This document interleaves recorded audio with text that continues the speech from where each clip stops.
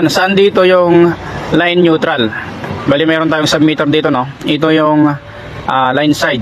Yung tinatawag natin na yung electric provider. Ito naman yung line side. Ngayon, alamin natin kung saan dito yung line neutral. Ayan guys, mayroon lang tayong sasagutin. May nagtanong kasi sa comment yung ginawa kong tutorial dito. Saan daw dito yung line saka neutral? Lagi yung tatandaan guys na ito yung 1, 2, 3, and 4. Itong 1, ito yung line. 2 and 3, ito yung neutral. Itong 4, line yan. Ito yung magkasama. Ito yung line side. Ito yung load side, yung papunta sa panel board. Titesterin natin para hindi tayo malilito, no? Yan, lagyan natin sa X1 sa may basher.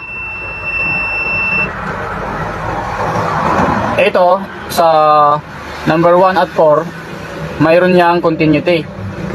Ayan, oh.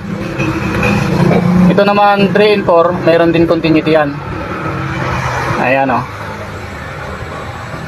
So ibig sabihin itong number 1, ito yung line, at saka itong number 4. Itong 3 and 4, ito yung neutral. Line side, load side.